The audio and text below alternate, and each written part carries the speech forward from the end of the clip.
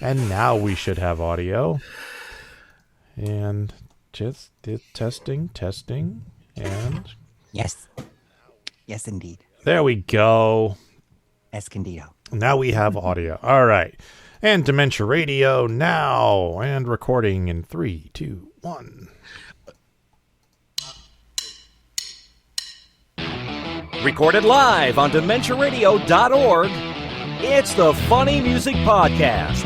Brought to you by FuMP.com, where you can download new free comedy songs twice a week. Now, here's your hosts, Devo Spice and the great Luke Ski. Hey, Devo Spice! Hey, Luke Ski! Oh, look, somebody spilled Shasta on the staircase. Oh, super horse. Oh. I have a red pencil box. We have a Moneyshot Cosmonaut with us. Yes. Chris is here not representing Power Salad, but Moneyshot Cosmonauts this week. And I'm actually wearing Apollo 11 NASA sleep pants. Okay. So there we are. There you go. Got me! Chris, you've gone to a corporate wearing pants. Well, it is the latitude and the attitude that I'm at now. So. And we will have a pre-recorded interview with Robbie Ellis coming up later in the show. But for now, welcome to episode 650 of the Funny Music Podcast for December 1st, 2021. Title of this week's episode is Ubiquitous Purpose, which I will put in the chat if it lets me copy and paste it. That's a copy, and won't let me paste. There we go. All right. Also known as 2022. Did I say 21 or something else? Oh well.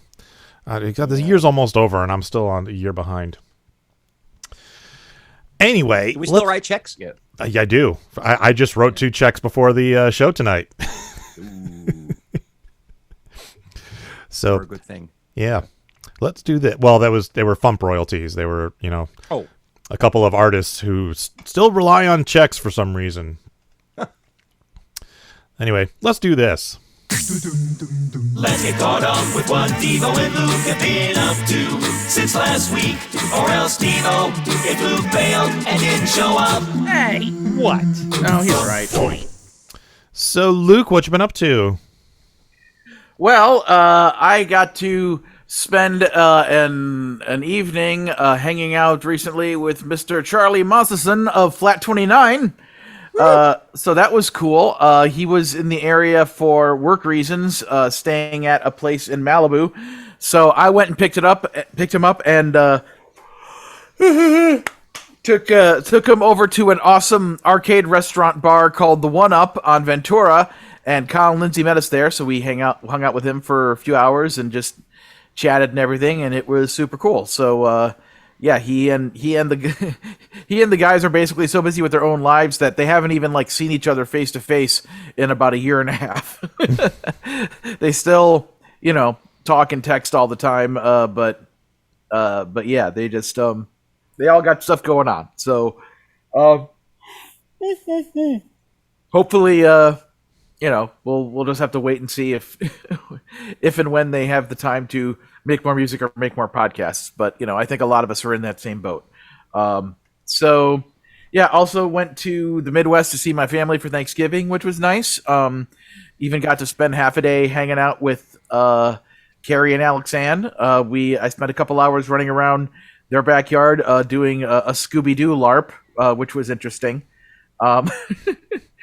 Because it's basically playing with Alex Ann is like, it's like Alex Ann is the dungeon master. Oh God. Like making up the rules of the game as we go along. Right. And it's like, okay, so on the ground, if you pick up a leaf and you see it like that, then that means that's a clue. So then we go over here, and all this stuff is going on, and all this explanation is happening, and I'm standing there, and I'm supposed to be Shaggy, and I'm trying to figure out what I'm supposed to be doing next in the game, and I'm like, is this the part where I look for clues? and then she goes, no, Shaggy wouldn't say that. And I was like, I just wanted to be like, how dare you? Right? I have been watching Mr. Norville Rogers, a.k.a. Shaggy, for 3 times longer than you have been alive. Do not give me notes on how to portray Shaggy. So, so that was a lot of fun. And yeah,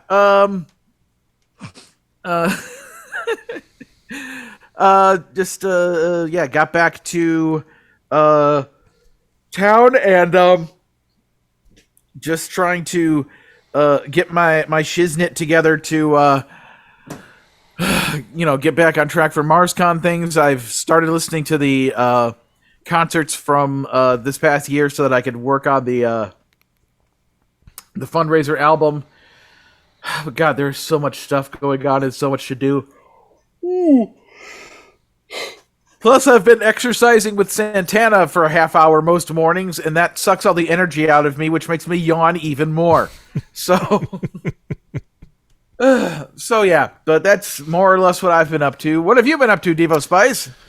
Well, we did the Thanksgiving thing with the in-laws. There was food. I mean, yeah. And then on Sunday, I drove to Ithaca for a show that I didn't know I had until Friday. Because what happened was last spring, I did a show in Rochester with Shoebox, and there was a DJ there named Soraya Azkath, who has a weekly metal show on a radio station in Ithaca, and I've been on his show at least once in the past. So, at the show, he came up to me. He's like, "Hey, we should get you on the show again. It's been too long." And I'm like, "Yeah, great." And then we, spent some time next couple of months trying to figure out a time that worked for everybody. Meanwhile, me the whole time thinking I'm going to Ithaca to be interviewed on the radio show, not I'm going to Ithaca to perform a concert in a streamed environment, because he never mentioned that. So Friday I was chatting with him, and he's like, "You're bringing your screen, right?" And I'm like, "Why? Why do I need my screen? It's a radio interview." And he's like, "No, we got this whole performance space, and we're going to have you set up and do a show." And I'm like, "Oh, I need to prep for a show now." So then I did. And so I drove up to Ithaca on Sunday, and we did the show, and it was streamed on the Last Exit for the Lost YouTube channel. It's still up there on their channel, which is the Last Exit Live or Last Exit Lost Live, something like that. And then Shoebox was there, and he did a set right after me, which was a lot of fun. And then we went into Azkath's house and were interviewed for the show. The show hasn't actually aired yet. It's going to air this Saturday night. It's WVBR out of Ithaca. The show airs 11:30 Saturday night to 6 a.m. Sunday morning. So it's a long-ass show. And so the interviews were really cool. That was a lot of fun. And then I've been stupidly busy with work again, still really, and there doesn't seem to be any end in sight for that, at least for the rest of the year. And I released a new episode of The Insider late last night, early this morning. So if you're looking for some new Devo Spice content, something to listen to, check out The Insider for November. And I guess that's about it. So, Chris, what have you been up to? About 5'10". Oh man. No, yeah, I thought that sounded familiar. My first demented songwriting partner, way back in high school, was a DJ on WVBR in Ithaca College. Oh, nice. So, way back in the day. Me, I have been enjoying life. I've been enjoying living back in Ohio, which is not where I'm from, but which is where basically I kind of grew up.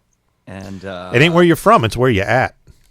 It's I be at this place here. This is where I at, and yeah, I just still not set. I guess we're settled in. I'm not particularly settled in as far as what I'm doing with music and work and voice and things like that. But I have a closet and a microphone, and that's kind of what I'm doing right now. I'm working when I can get it, and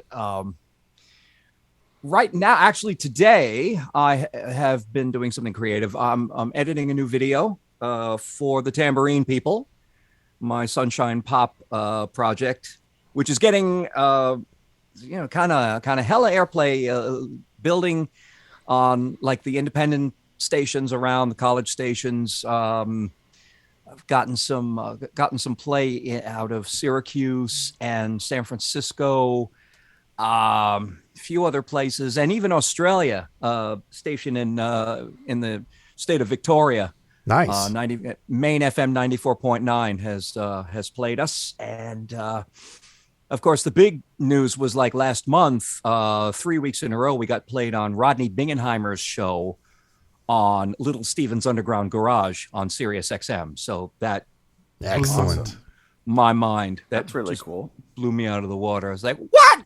We were on, you mean we got it? We made it? Because we were on a compilation from the International Pop Overthrow Festival. It's a 3-disc a compilation of pop music that's out on Omnivore Recordings, which is like a real record label. Wow. And we lead off this 3-disc compilation. So when people have been getting it, we're the first thing they hear. So that's awesome. Somehow Rodney Bingenheimer, Rodney on the Rock, KROQ in LA, legendary rock DJ, played us 3 weeks in a row, and it blew me out of the water.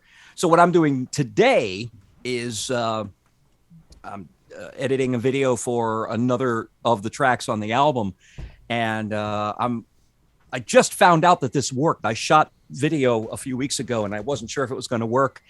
And I finished the editing a little while ago in this section, and it did work. I Ray Harryhausen'd myself. Or for you traditionalists, I Willis O'Brien'd myself. Or for you new people, I Mike Jitloved myself. So I don't know who the references. But yeah, I pixelated and stop motioned myself in a silly scene, and it did work. So I'm looking forward to finishing the rest of the video. I went to that section first because if this doesn't work, scrap the whole thing. But as I started pulling frames out of the video and putting them on the timeline, it's like, it's working. Things like that. It's great when an idea comes together, right? Yeah, because it's like I've been watching it in my mind's eye for the last year, and it's like, how am I going to do this? And where am I going to shoot it? And what am I going to? Okay, I'll go out and now I have a backyard. I have a killer backyard, so I can do stuff out there and whatnot. So I did it, and it did work. I sat on the footage for probably a month before I decided I was going to try to edit it, and sure enough, it worked. So I'm glad about that. Musically, not too awful much other than what we're going to be hearing in a little while. I did a new tune with the project with TV's Kyle and our mutual partner there, Jimmy Shy, out in Burbank. The Whisper of Reason project, lyrics that have been sitting on for a long time. Finally got a chance to sit down, write a little music. I wasn't sure about recording in this room, but it worked out okay. And that is there. And I think we have a SoundCloud, if I'm not mistaken, that either Kyle or Jimmy put together for all of our songs, more in the serious realm of things. And that's A Whisper of Reason on SoundCloud, also known as the Drunken Pendejos. I was going to ask if it was them. I couldn't remember the name. Yeah, they changed the name. I rather liked Drunken Pendejos better, but A Whisper of Reason sounds... Actually, it sounds like a cross between Dan Fogelberg and, one of these, grindcore bands, as the, stuff my son used to listen to 15 years ago.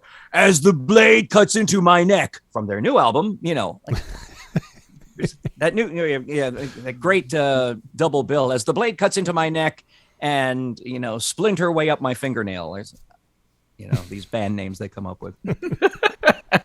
I have no, And now singing, and now here's the song "You'll Never Get Her Back" from the album "You Really Blew It This Time." From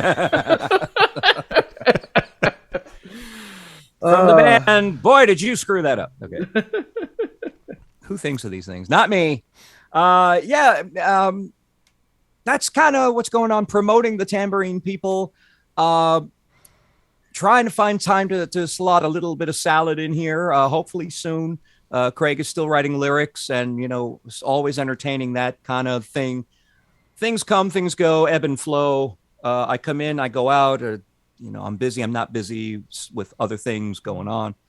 But basically, even though I'm in a room surrounded by boxes of records and vinyl plank flooring here, I don't know what.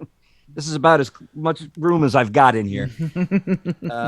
Still managing. I mean, I can grab my guitars from the other room. I have the little MIDI keyboard if I have to record something with MIDI. Nice. And I got the microphone. So, and I've got various pieces of, acoustic paneling kind of standing like right here so that I can talk into it and do like this if I have to work. So, yeah, that's what's going on. I mean, I'm cooking. Yes, indeed, I'm cooking. We got for the first time in my life, I got a fresh turkey this year.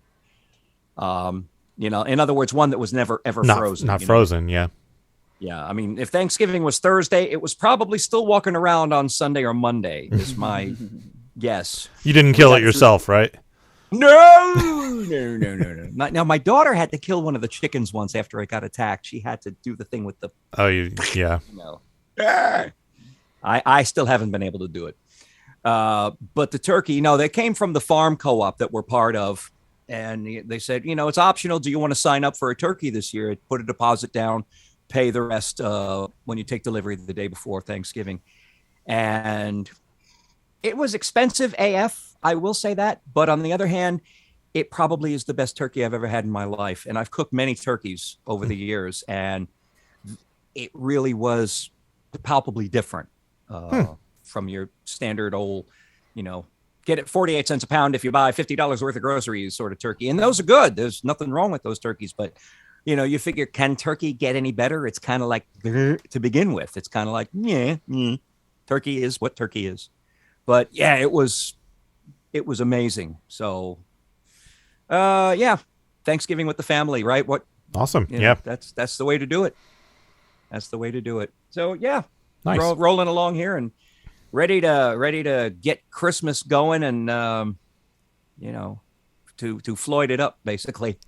Well, speaking of Christmas and Floyd, give us a quick intro to this song and we'll give it a listen. It's almost there. It's almost done, and it will be. It's Moneyshot Cosmonauts, and it's The North Side of the Pole, Part 1, otherwise known as Wreath. Here it is.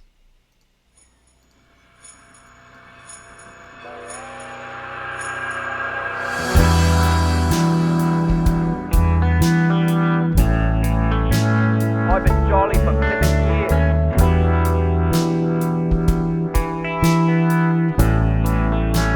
Certifiably jolly.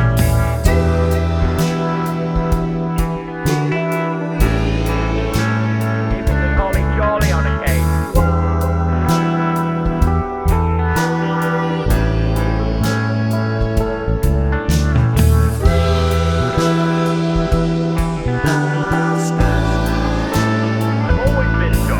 I've been jolly, like most of us at the pole.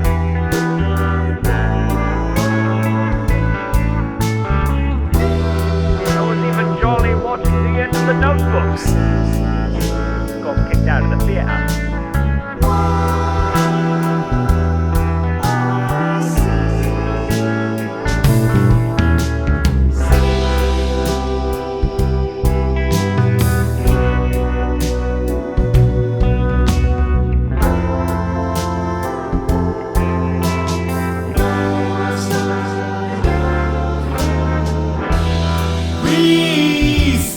Wreath on the door.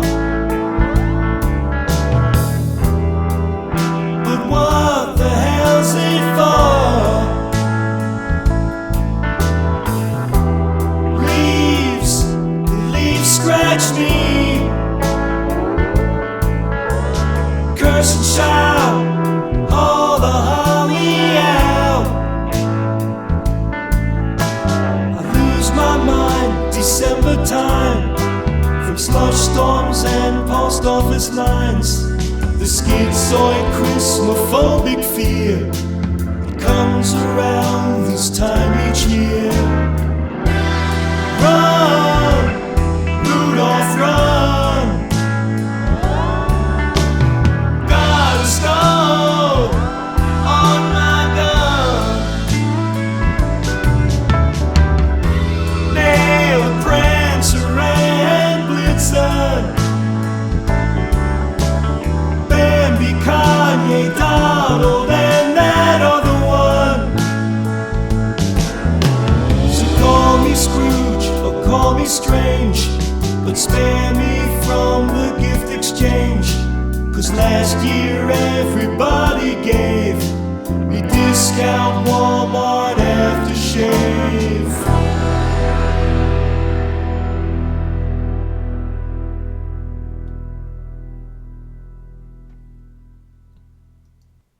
Dun, dun, dun. Dun, dun, dun.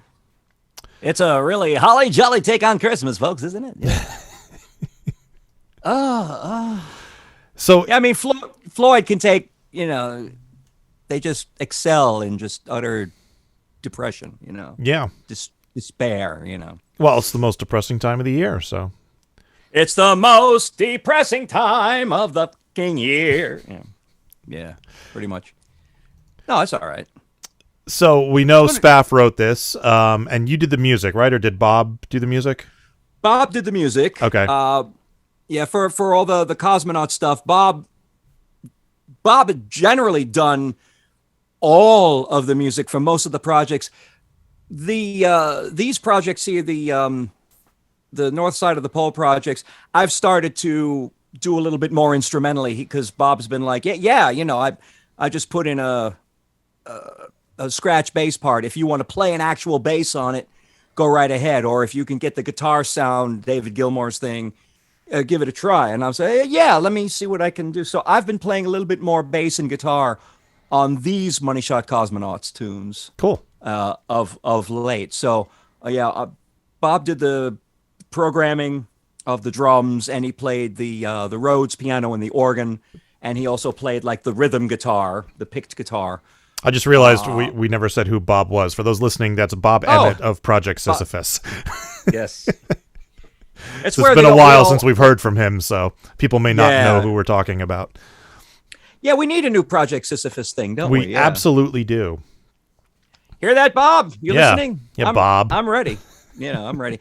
Well, that's the funny thing. I mean, again, like Bob is the linchpin of all the Project Sisyphus things, but I've been involved with those. Spaff is the linchpin of all the Moneyshot Cosmonauts things, with Bob as the music person, and yet I've been involved with that as well. It's wild, there's all this overlap and things like that. Well, it's not that surprising because it's like, oh, look, people with talent. Let's get together and make something, Let us Notice I'm not involved in any of the Moneyshot Cosmonaut stuff. I thought you were something you were. I've had a couple like background vocal things. I had a cameo on that If I Could Be Weird Al song, but I think that was the only thing I did. Okay. Then we have the remember when he asked us to record the whole thing. Yeah, remember when he asked, you and I, the two best known for being the rappers of the FuMP, to record, the whole thing, and then he used none of it. Yep. I'm just checking the Moneyshot Cosmonauts things. Yeah, that was the only thing I've done with Moneyshot Cosmonauts. Oh, look, Blow Me Down, still one of my all-time favorite FuMP songs. I love that song so much. Same here. Yeah, that one was first of all such fun to do. It helps when you love the song that is being parodied. Mm-hmm. So sometimes it helps if you hate the song. Yes, that helps too. Yeah. I happen to love the original Thompson Twins tune like dearly. I love that record so much. So when it came to, we're going to, just do a funny goof on it, it's like, oh, yeah. And I can do it with affection, basically. Yeah. That one was a lot of fun to do. This one, I played the bass on this one, and I also played mason jar guitar on it because I was listening to the original and going, man, that sounds like a pedal steel. how the heck am I going to do this? And I was like, I can't, I got to tune my guitar a different way or whatever. So I took a half-pint mason jar and I did the notes one at a time for the chords. Okay. So 3 times for each chord. And it's like, oh boy. So that took like, definitely a few hours to do. And the rest of it really kind of came together quite quickly. The vocals, and I should mention too that we've also got, it's a little bit of also a Salad crossover as well, because Craig Marks of Power Salad wrote the introduction. I've been jolly for flipping years, to take off on the original Pink Floyd. I've been mad for fucking years. Spaff didn't have a thing written for that already? No, in fact, Bob did the track, which has, as you know, Breathe has a long instrumental intro, which is what I did. And Spaff was like, it's really good, but, it takes a while for the funny to begin. So what are we going to do in here? So that's when he had the idea. In fact, it was just days ago, really, like last week, he got the idea to fill it in instead of having the guitar play that, to have me sing it, do you hear what I hear stuff to the same melody. So I sang the same notes, but I sang, do you hear what I hear? Do you see what I see? But then we asked Craig if he would write a few lines in the spirit of the original. I've always been mad. And so it's really, in this case, a group effort. So it came out real well. And I've been really pumped about this project, really from day one. What 12 years ago, I think? Yeah, the first one was 2010. Yeah. Yeah, 10. So 12 years ago. Yeah, we've been working on this album for 12 years. And I do believe that one way or another, we are going to get it released. We're going to release it next year for Christmas. Yeah, Spaff said that, like, he sent me an email. He's like, it's going to be happening next year on vinyl. And I'm like, of course it's going to be on vinyl, of course. Of course it's going to be on vinyl. Well, we have had, there was an inquiry from a record label whom we all know and love, who shall remain nameless just because they may have forgotten they made the inquiry. So we're waiting on a good time to remind them, hey, remember you sent him that email that said that you were interested in it? Yeah, well, we're hoping that might still be a thing. I don't know. I got one of those emails to send too, actually. Oh, well, I don't know. Who likes me? But that's a distinct possibility. We shall see what we shall see. That would be awesome. And if not, Spaff said he's going to do it. We'll do it. We'll fight him. Basically, that he will go ahead and back it up if we can't get it out by other means. I haven't talked to him about a Kickstarter. I don't know if he wants to bother with that. Anything like my Kickstarter was so. Although I have a feeling that this one would be successful, because judging from the traffic my post has gotten in the Dr. Demento Facebook group on it, there seemed to be a lot of interest from a lot of people whose names I don't recognize, members of the Facebook group. So I have a feeling that, if you I think this would do well on Kickstarter. I mean, I could give you some pointers of when the time comes if you want, but I think this would do very well on Kickstarter. Mm-hmm. Yeah, because then, of course, well, with what's left of Twitter, I don't know. There's still some Pink Floyd people out there, I'm sure, who wouldn't chafe at the jokes. It's not, it's not a knock on Pink Floyd. It's using Pink Floyd to tell an alternate story, basically, of Christmas. So is this it for the music, or do you have more to record? There is more to record. What we're trying to do is figure out how we're going to cover the instrumental portions of the original album. And I think what we're probably going to do is, at least my suggestion, I think, to Spaff was to, once again, maybe bring Craig in to write sketches to cover those, like Any Color You Like, or Great Gig in the Sky is I don't know if he has a plan for that or not. What I would love to do, and of course I'm making this kind of public by this, but would be going after and bringing in the original singer we had on the Brain Damage and Eclipse section years ago, my friend Kiki from the band, my wedding band. Now, of course, I moved back to Cleveland. She's moved back to Detroit. But I'm sure that this puts me closer to Detroit. If she can't find a place, if she can do it, and she can't, do all that gospels wailing stuff from the original, it's just as easy for me to get to Detroit now as anything else. I'll bring this laptop and microphone and I'll record you up there and then record a spoken sketch of some kind yet to be written or at least theorized. The other thing you can do, I don't know the music as well as you do, but you might be able to like mash some Christmas melodies in with the music. Like if you think of what Bob Rivers did on I Am Santa Claus, he took the Iron Man riff and mixed it with Jingle Bells. So it was like dun dun dun dun dun dun dun dun dun dun. It's you might be able to pull something like that. This is very true. And of course, those are all public domain. Unlike what we're doing. Parody, fair use. Yeah, well, we'll see about that. If we get a nice big fat letter from an attorney, but I doubt it. I kind of doubt it. I doubt it. Having Craig Marks write all those sketch bits whenever they're needed, really would give him a ubiquitous purpose on the project. I think it would be very ubiquitous. I know what to do. Scream real loud.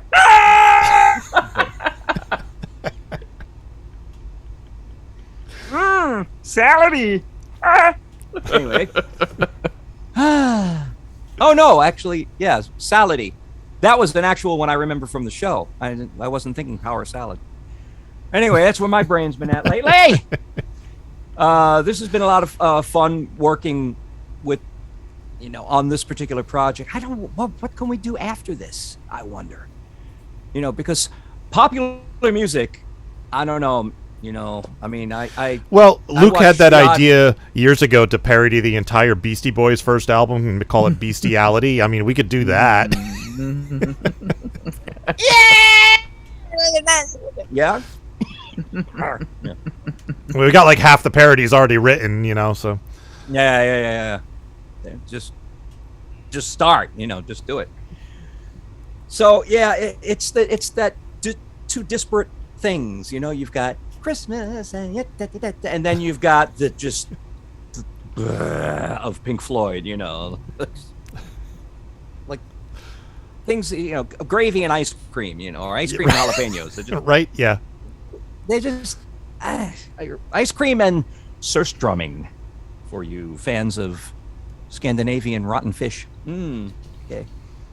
Anyway, that was my surstrumming joke. So much for that. That was the IKEA of jokes. But no, honestly, it's been a lot of fun doing this project, and I'm sure Spaff will concur that we're gonna, So stay tuned. Keep eyes to that. I don't think there's any more bits that we have that would be, standalone songs to parody that would be going up on the FuMP. But one thing I definitely am planning on doing is, finding some synthesizer patches here in the computer and trying to recreate the for the on the sleigh bit instead of on the run. So probably be on the sleigh. It might be a continuation of the conversation Santa and the reindeer were having at the end of Santa's going to telecommute this Christmas. You never know. It could well be a continuation. I mean, what happened after that? Well, it took 13 years, but we're going to tell you now, or 14 by the time it comes out. That has all yet to be written, but once I figure out how to do some synthesizing here on the laptop, not having a big wall of synths behind me anymore, we shall see what we shall see. But, Moneyshot Cosmonauts is back, and it's always nice to be involved in a project when Spaff and Bob have something going. So it's always a lot of fun to do. Oh, what's the thing we're going to do now? Hey, it's going to be... Yeah, I love this whole I love the whole concept, and the execution has been phenomenal, and I'm very excited about this, despite the fact that I've never been a huge fan of Pink Floyd. I mean, when I was a kid, I remember I loved the song "Another Brick in the Wall," and then and my cousins who lived with us were Pink Floyd fans. So I heard, I heard a lot of their music through osmosis, and then when I was in college, a friend of mine wanted to go see a show from a tribute band, and they did the entire Dark Side of the Moon album at the show. So like.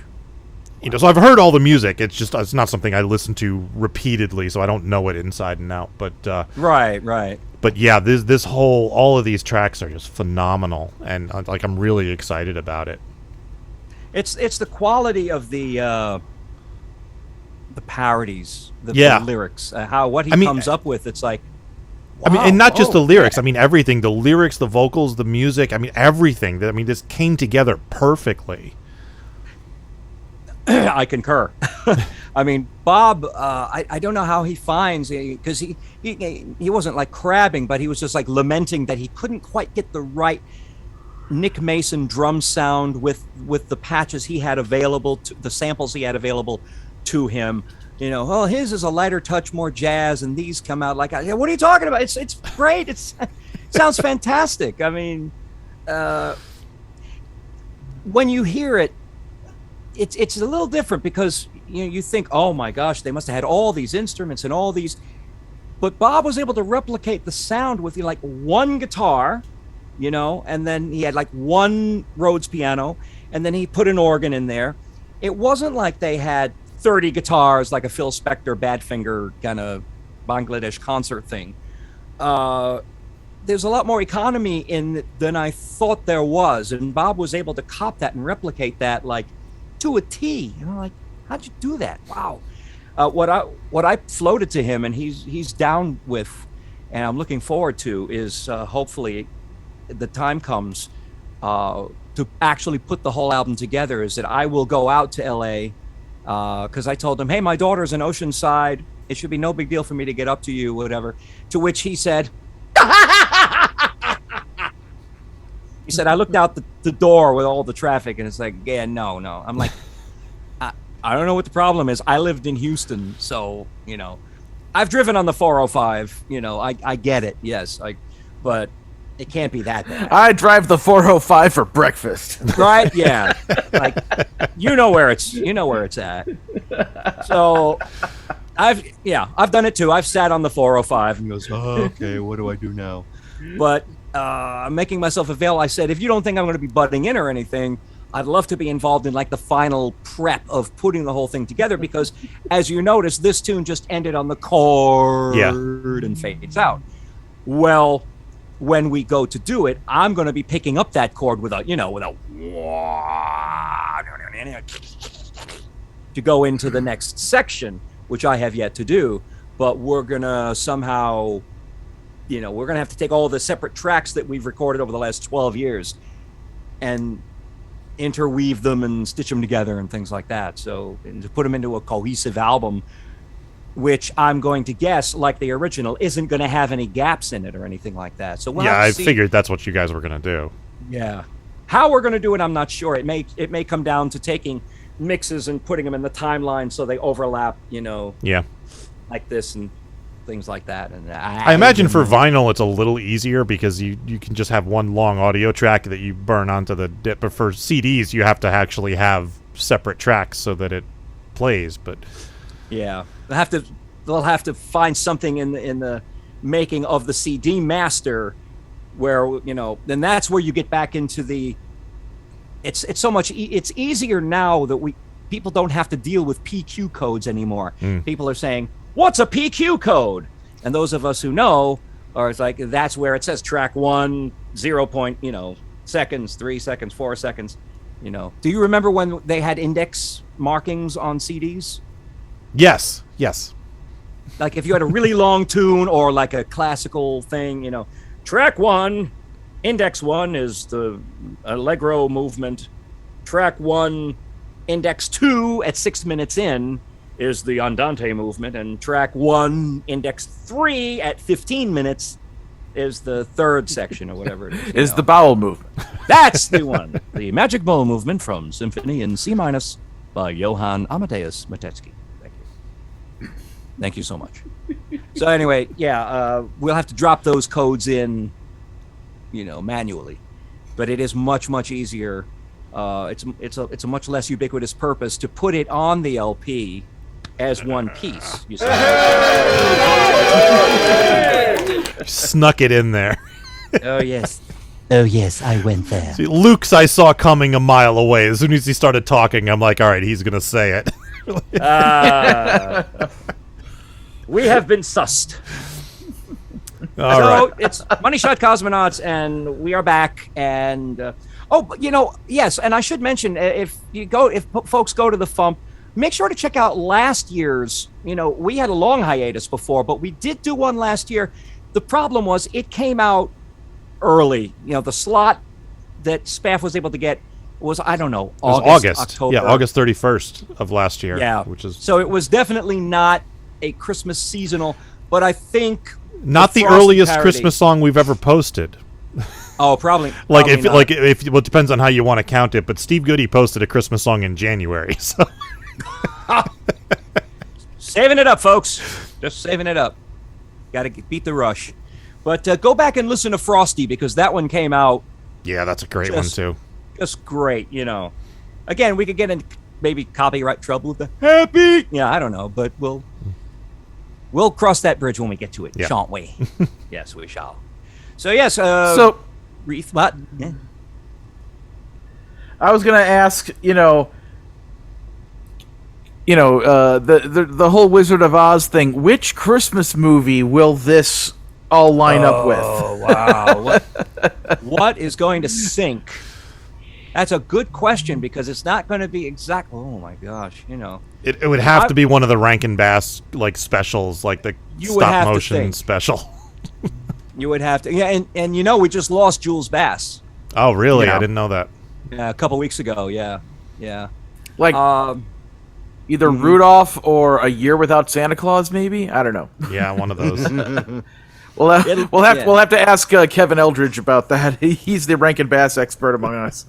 It could be Rudolph if it's the full version that still contains the song "Fame and Fortune." That hasn't. I don't know if it's been when it was last aired, but I was there when it first was out. That's how old I am. I was only one when A Charlie Brown Christmas was aired. God dang it. I had to explain to a Gen Zer the Star Wars Holiday Special. Oh! Hi-oh! And luckily, because I had my phone on me, I pulled up at least one short clip. I'm like... It's like I'm explaining it, and the person's jaw just continues to drop with everything. It's like, B. Arthur, Art Carney, Harvey Korman. It's like,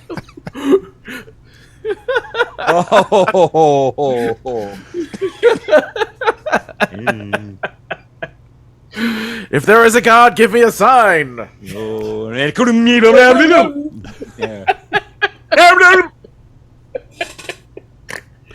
Oh, crazy. Fun. It's crazy. But I hope everybody has a groovy holiday, and, keep laughing. Yeah. So, do you have anything you'd like to plug? Well, I mean, I've got this Spanish language copy of Capitán Itanil, por favor, viviremos. Lave, por favor, viviremos. Why I have this, I have no idea. It was $1 in the record store. It's the Spanish language version of Love Will Keep Us Together. Every single song. That's what I want to plug. I want to plug the fact that I have this Capitán Itanil album. That's what I want to plug. All right. No, that's not true. No, no, seriously. Tambourine Love makes a great Christmas gift, folks. It's on CD. It's on digital. It's on vinyl. It's vinyl, folks. It's 180-gram vinyl with a nice inner sleeve with the lyrics and pictures and all kinds of stuff like that. It's the Tambourine People. With circles and arrows and a paragraph on the back, each one explain what each one was to be used as evidence against us. Tambourine love, tambourine love. Yip, yip, dee, doop, doo, blah, blah. Hey, I got to write something like that for the next album. Morty's Diner. You can't get squat at Morty's Diner. Maybe. I don't know. Anyway, the tambourine people at bandcamp.bandcamp.com. And of course, Moneyshot Cosmonauts is at the FuMP.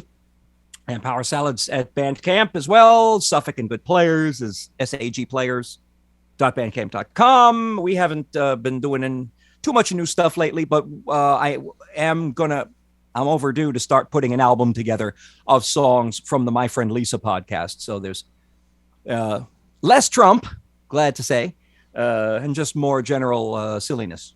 So stuff's going on basically. So yeah, partake of the tambourine love. It's groovy. So, and it's a beautiful thing, man. Oh, Power Popaholic calls it a sugary pop gem. Nice. Yeah.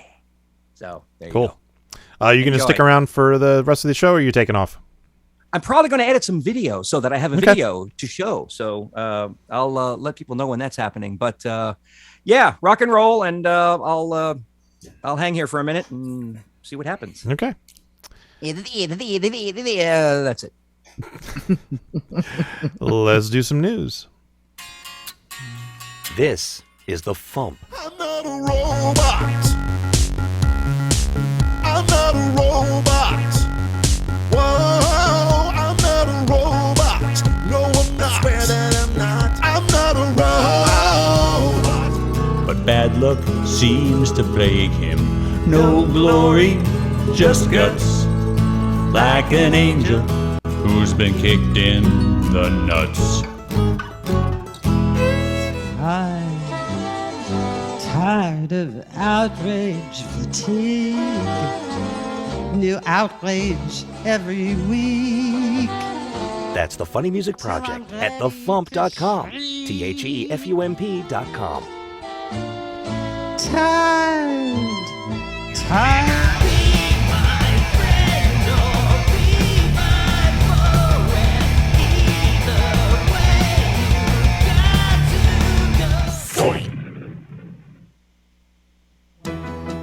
Time for funny music news. Something. In the news, Art Paul Schlosser has put his paintings on sale for the month of December. You can pick up an original Art Paul painting for just $50 for the month. Check out his Facebook page and I believe his website, or there was another link he gave that was really long and I forgot to write down. But check out his Facebook page, or just find some way to get in touch with him if you would like a painting. And the Reformed Whores have a new song coming out tomorrow. Their updated version of their song Vasectomy will be released on all the major streaming platforms tomorrow. That would be December 2nd if you're listening to this sometime in the future. Vasectomy, what a great cut. Hi-oh. And that's all the news I got for this week. Kind of a slow week. And you got anything else? I got some stuff. Okay. I had a Black Friday Cyber Monday sale where I had my 2 CD set, Greatest Hits Volume 2, which covers 2004 to 2009. It's over 2.5 hours of some of my greatest hits, most popular stuff like Grease Wars, You Don't Know Jack, It's a Fanboy Christmas 2, Vader Boy, and more. And I was selling that for $5.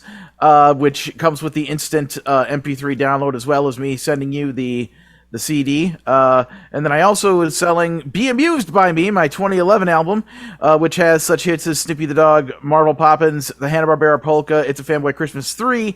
Selling that one for just $2.50, again with also the MP3 download you get with the CD. And the email I sent clearly states that the sale ends Monday, November 28th at 11:59 p.m.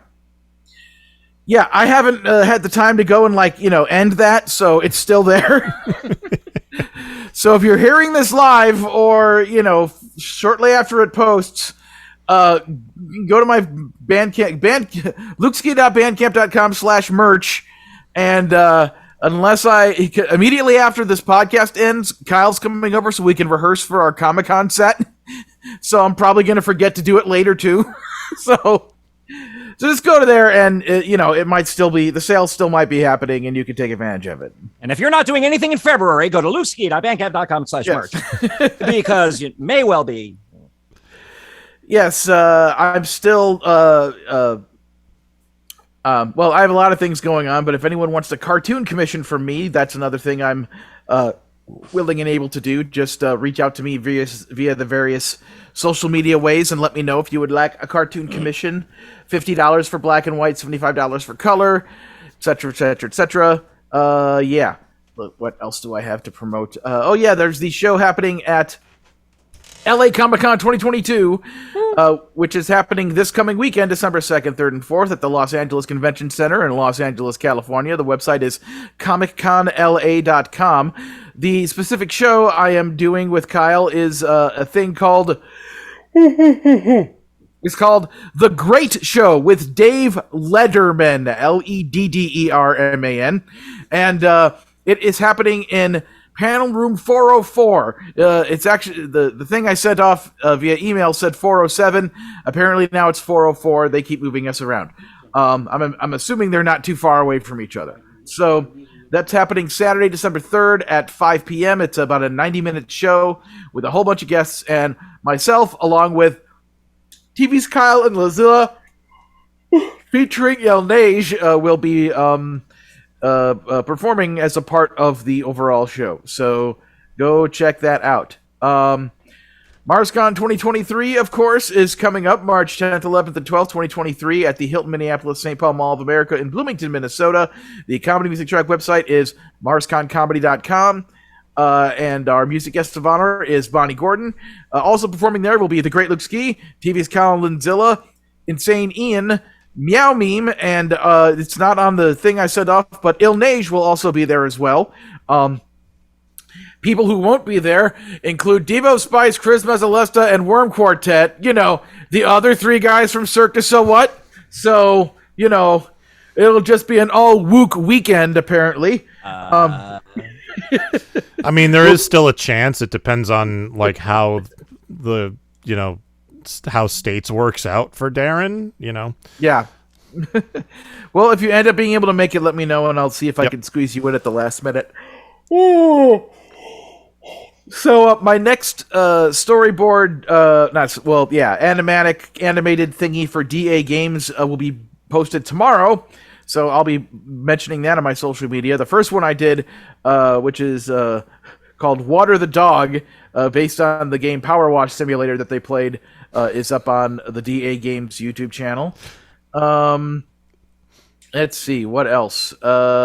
I just love that there's a game called Power Wash Simulator. You know? Yeah, it's surprisingly zen.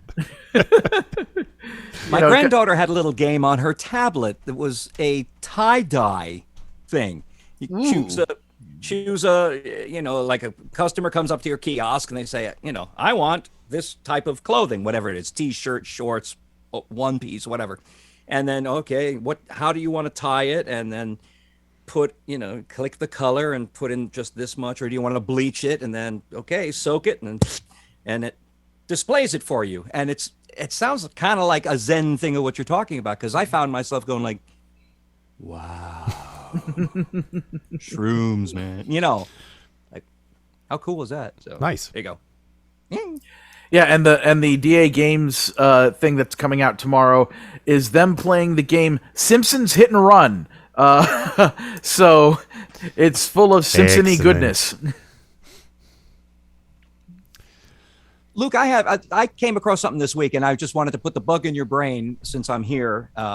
Maybe for your and Kyle's next a podcast coming up. I don't know how deep you guys dig. I was made aware of a cartoon. I actually saw a cartoon this week that I had only heard the title of, never knew anything about it. I finally saw one this week, and it's like, really? Calvin and the Colonel. 1961. I'm not familiar with that, but Kyle may be. I was like, oh, turns out the two guys who created Amos and Andy back on the radio way back when, they did an animated cartoon of like a bear and I guess a fox or something like that, to like kind of Southern characters. And it was animated. It only ran for 1 year, 1961 to 62.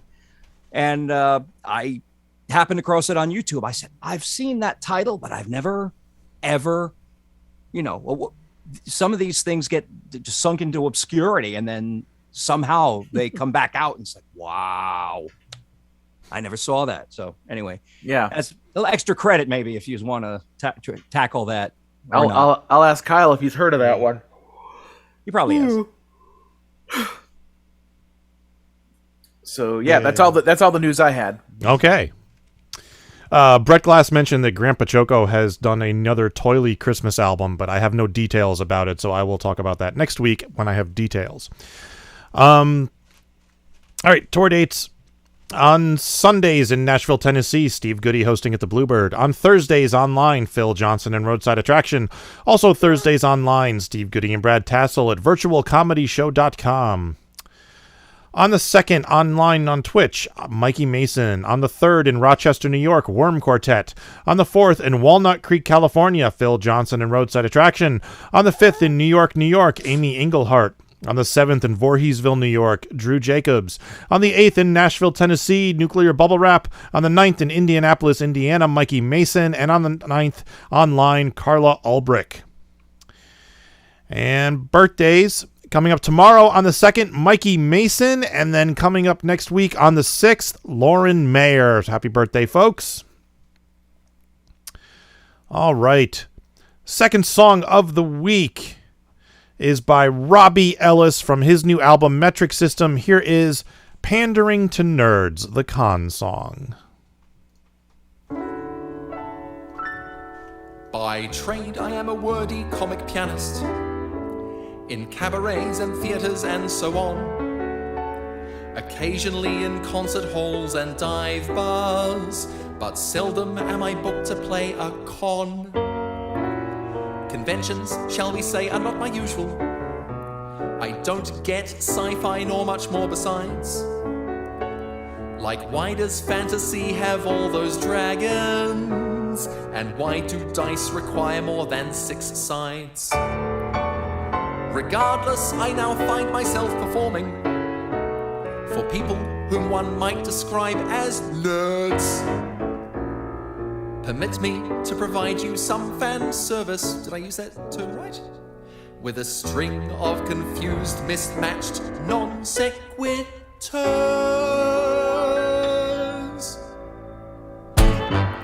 Remember that time that Hulk and Groot picked up a green lamp and wore a bat suit? That film with both the Flash and Thor. I know my way around a comic book store. Pandering to a bunch of nerds. Pandering to a bunch of nerds. What am I doing? Pandering! Who are you? A bunch of nerds. Remember that time that Bulbasaur destroyed Tokyo with a mighty roar? Mothra and Pikachu had a cartoon. I've seen it! It's called Sailor Moon. Pandering to a bunch of nerds. Pandering to a bunch of nerds. What am I doing? Pandering! Who are you? A bunch of nerds. Remember that time that Harry and Ron traveled to Salem with Bella Swan? Edward Cullen is a Quidditch player. I know Buffy the Vampire Slayer. Pandering to a bunch of nerds. Pandering to a bunch of nerds. Quo Fazio! Pandering! Quis estis? A bunch of nerds.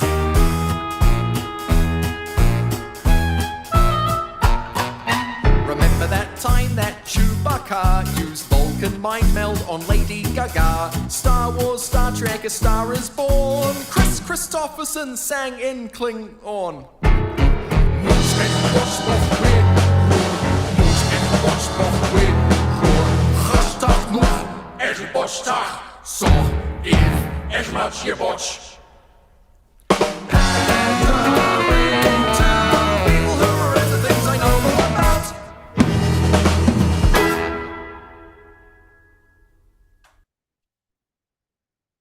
I'm here with Robbie Ellis. Welcome back, Robbie.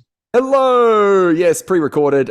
Can't do it because I have a choir rehearsal on Thursday night. I was wondering what was going on. So this year it's something non-comedic, but I am the narrator in a choral setting of Charles Dickens' A Christmas Carol.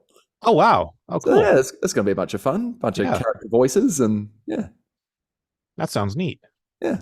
My father absolutely loves A Christmas Carol, and he has like a collection of like 35 or 40 different, DVDs of various versions of it. And Well, of course, there's a brand new one out. There's Will Ferrell and Ryan Reynolds, and it's a musical as well. So nice. it's really not too bad.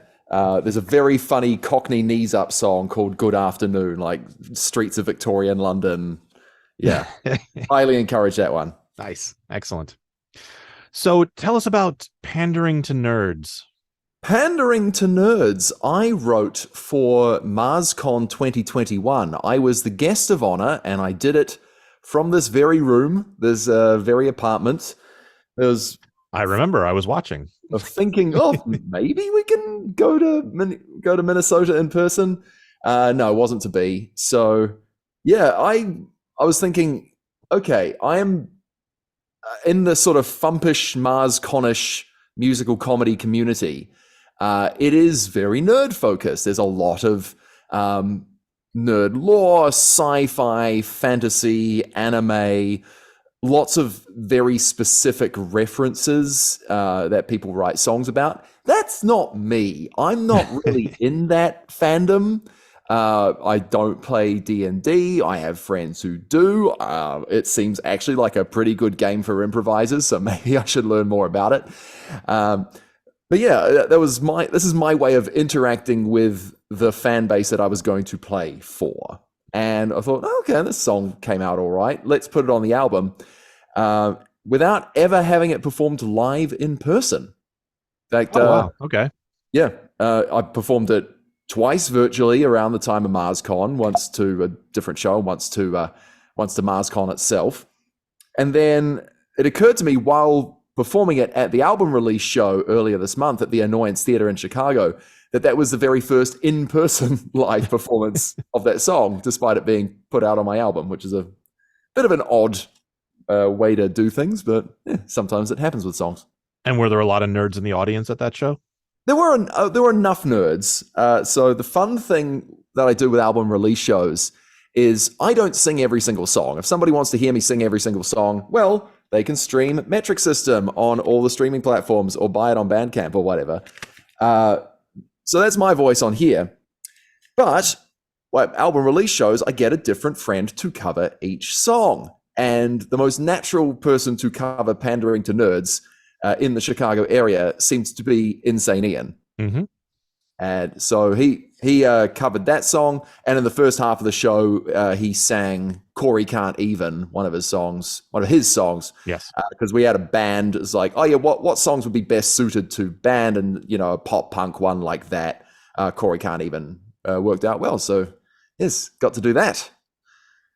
Cool. So you actually translated part of this song into Klingon for the last chorus. I did that with the help of Emma Wallum, a friend in New Zealand.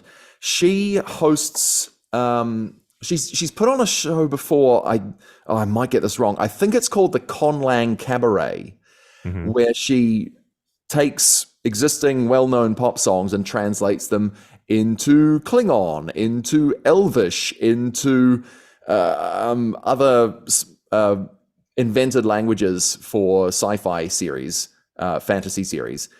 And she did that translation and provided a bit of a gloss on the translation as well. So pandering, in fact, let me look this up actually. Pandering to Nerds, you can't translate that exactly literally into Klingon. But she did provide a gloss on it. So if you are pandering to nerds, the literal translation of Much el Boch Mochwe Rur is performing music like a blade shiner. In Klingon, this is what Emma tells me. In Klingon, a blade shiner refers to someone who flatters or panders that is shining someone else's blade rather than their own. There is a source cited here, Mark Okran's Klingon for the Galactic Traveler. She knows this far better than I do. Far, far better than I do too. Yeah. So that's the glossary on there. she provided the spelling, the IPA for the phonetics, and a gloss on each line. The back translation, I suppose. So that's one. It's one of the foreign languages on this album. There's a small amount of Spanish and German and Mandarin Chinese and Hindi. What other languages do I have here and there? I like playing with languages. There was a lot of French on my previous album, Pumpkins. So, I noticed that when I was listening to the album, there's a whole bunch of other languages, but the Klingon is impressive because Klingon is ridiculously difficult to pronounce. Yeah, and you did it very well. Well, I hope you know, because I don't know if I did it well. I ran it by Emma, and she was like, "Yeah, okay." If it sounds like you're choking on your own blood, you're doing it right. Yep. And we did that live at the album release too. So I had a band made up of Jake Dewar on guitars. He's familiar from the FuMP circles, and he played guitar on the album too. Aaron Wright, who's a wind player, he played saxes and a few other miscellaneous wind instruments, like 11 different instruments on the album. He was at the show. Michael Donnelly, who's a wonderfully collaborative drummer here in Chicago, especially for improv theater, and Bryce Halliday, who's another improv theater MD. We were part of the band, and we learnt a tiny bit of Klingon required to do that particular chorus. Yeah, I did that once for one song. I had like 2 lines in Klingon. I had like some guy who was like you, well versed in Klingon, translate it for me and give me like the phonetic spelling so I could pronounce it. And I have completely forgotten how to pronounce all of it. So like if I ever need to perform that song again, I need to go back and listen to the recording because it's gone. Well, I'm hoping I'll get to do that song. I need to talk with Luke Ski explicitly about this, but I'm hoping to come up to MarsCon this coming March. Which would be particularly apposite since Bonnie Gordon is the guest of honor. And of course, Bonnie Gordon is a guest singer on my album. So we have a song that we've never performed together live, but I'm sure you could at MarsCon. We could at MarsCon. I'm sure it would slot together perfectly well. Yes. Yeah. So talk about your album for a bit. Give us a whole little plug on the album. That's right. So Metric System. It came out November the 4th, just gone. Oh my goodness, I can't believe that's actually still this month. Although by the time this comes out, it won't be this month. Some people will be familiar with my previous album, Pumpkins. It's kind of more of the same. It's the same sort of approach where many different styles of music, many different instrumentations, and the production process as well was also fairly similar. So 2/3 of the songs had drum kit. So you knock out drum kit for those that need it, but then not for those that don't. And then lay down bass guitar. 5 songs had piano. And then this one was a bit different in production process because in most cases, I kind of sent out sheet music to people who had their own recording facilities at home. Previous album, it's like, let's hire a studio and do it. And this album was more like, well, hire a studio when you need for things like recording the string quartet, and recording. We had a crowd vocals recording session, which was a lot of fun. Nice. 2 songs require actual choral singing with harmonies, and then the rest of the songs were just, hey, drink. We got through the 2 hard things, and then the rest of the session was just fun. Nice. So putting that together, there are so many different styles on here. The title track, Metric System, is very chauvinistic pro-American bro country, full of tracks. And it's one of my favorite tracks on the album. It's a great track. Yeah, it says a few things about my interaction with a certain half of America. There's a song called Ska is the Greatest Genre in the World, which is very self-explanatory. There is a song on here called Relaxed. It's a bossa nova song that I've had in my repertoire. I wrote not long after Jair Bolsonaro was elected president of Brazil, and about how Brazil was going down a fascist road, and about, 5 days before the album was released, he was voted out of office. So it's timely. It's, But I really love the arrangement on that. It's a lot of fun to arrange bossa nova. But my favorite arrangement on this album is for a song called Suburban Chain Italian Restaurant. It is straight up big band. And I was in a big band in high school. I played piano some of the time, bass guitar some of the time, double bass, and did a bit of arranging for my high school big band. This is 20 years ago, of course. But, and it's something that I'd sort of left behind on my musical journey. And I really enjoyed coming back to the big band style and arranging for saxes and trombones and trumpets. And I'll tell this amazing story. So Jake Dewar's wife, Kelly, was having drinks at a local neighborhood bar in Chicago and got talking with someone else in the neighborhood. And that's someone else. Well, where'd you grow up? Cambridge, Mass. Oh, okay. You should hear this song called Boston Sports by Robbie Ellis, which is also on this album. It's very loud and aggressive and about Boston. And he became an instant super fan, which is lovely. He reached out and he said, if you ever need any trumpet on your album, for instance, the 3 notes of trumpet that would be most appropriate in Boston Sports, just reach out. This guy's name is Targa Larson. He is a member of the Chicago Symphony Orchestra trumpet section. Excellent. And he reached out and I'm like, oh, I know who you are. Would you be willing to play even more? And yeah, he did the whole lot for me. He did all that screaming trumpet work in suburban chain Italian restaurant. I got him into a friend's studio, into Matt Griffo's little home studio. And it was just insane. I mean, of course, the Chicago Symphony Orchestra, legendary orchestra, but particularly the CSO brass has just multi-generational heritage. Of course, the trumpet section led by Bud Herseth for 50 plus years. And it's that legacy of brass playing. It's like literally world class. And I have that on my album, and I'm very, very fortunate. Just being in the studio, he's like nailing 60% plus of everything on the first take, including, high screaming stuff. It's just extraordinary. It was a hell of a moment in time, and he's on my album on 6 tracks, I believe. Excellent. Yeah. So where can people go to get this album?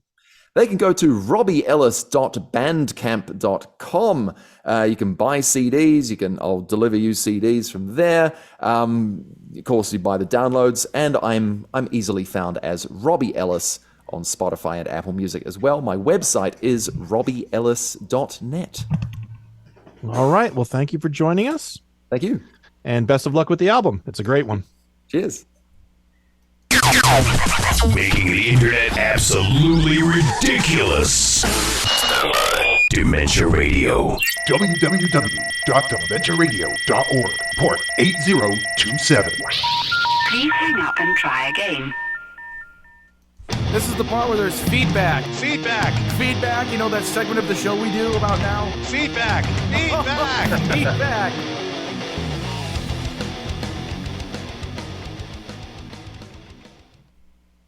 Lee, let's sing a song about Lee, let's sing a song about Lee, you're testing my ADD. Eclectic Lee wrote, since Two Sleeps has taken over Manic Mondays editing from Sea Monkey, I was curious if he's also taken over the job of producing the bi-monthly FuMP promos.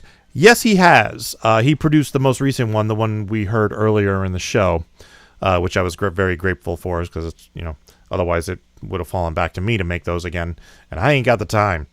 So yes, Michael Bali is doing that. So thank you. That's it for feedback. That's all we got this week. So teasing. He's a teasing kind of guy. Now you have a job. Yeah. So you remember how when we were talking to Chris, we were talking about how we need to get, Project Sisyphus back, and yes. Well, Project Sisyphus isn't back yet, but check out this lineup for tomorrow and Tuesday. Tomorrow's song is by Kobe LaCroix, and Tuesday's song is by Bone Cage. So wow, gonna be a fun one next week. And the Spotify playlist topic, it's December. I'm gonna start with the Christmas song, so it'll be Christmas on out until Christmas. And I just wanted to say, getting a hold of Robbie Ellis to 100% confirm him being at MarsCon is basically something that's been on my to-do list that I just that just keeps eluding me. Like the whole time I was in Wisconsin, I'm like, when I get a minute, I got to email Robbie Ellis or whatever. So I've basically been operating under the assumption that he will be there. I just need to tell him that. I basically need to be like, hey, remember that conversation we had several months ago? Yeah, that. Can we make that 100% a thing? Okay, fine. And then we'll go on from there. So yeah. Cool. Anything non-music related you want to plug or talk about? I finished watching Wednesday. Oh yeah, me too. I loved it. It was great. I enjoyed the crap out of it. Yes, I wasn't 100% sold on Zero Emotion Wednesday. She played it too much like Data from Star Trek. You know, like there were times when I was like, it would have been better if she had like the wrong emotion or like any emote. Like it was. I don't think it's a spoiler to say that Uncle Fester shows up at one point. When Fester shows up, she smiles, and that was like a breath of fresh air on the show. But yeah. But anyway, I loved it overall. I thought it was great. And one thing that is so the thing that kept getting said over and over when this thing was being made was like, oh, Tim Burton's involved. Oh, Tim Burton. It's like, okay, my assumption is that he was involved just basically, it's like, hey, Tim Burton, can we put your name on this to say that you were involved and we'll give you money in exchange for that? And he was like, yeah, sure. Because he's like listed as executive producer, but this is the least Tim Burton-y thing that I've seen his name attached to, because like, not one character was wearing a top hat. It's like nothing. There was no like, look at the curly Q designs of a thing and ooh, whimsy. It's like, no, it was just like it was just, I'm so happy with the way this came out and that it didn't have like an, force it down your throat Tim Burton-y flair to it. It's like, yeah, so I thoroughly dig it. Considering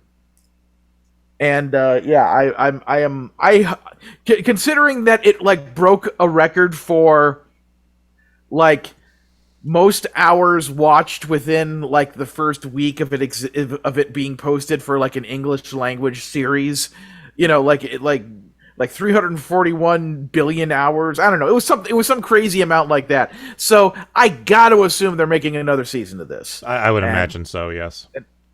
And man, Fred Armisen as Fester was great. It was so, because like I haven't seen a lot of the original series, but he seemed to be going for that more original series flavor of what Fester was, But still, it's like I thoroughly like. Yeah, that was great, and the fact, like you said, that Wednesday, like she has a strained relationship with her mom and dad.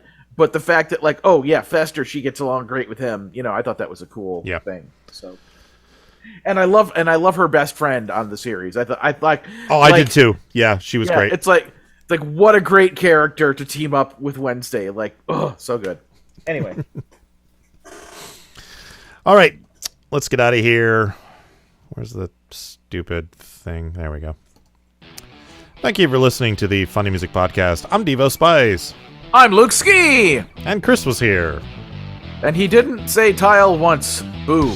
Thank you for listening to the Funny Music Podcast. You can listen live every Thursday night at 10 p.m. Eastern, 7 Pacific at DementiaRadio.org and join us in the chat. Or subscribe to the podcast feed.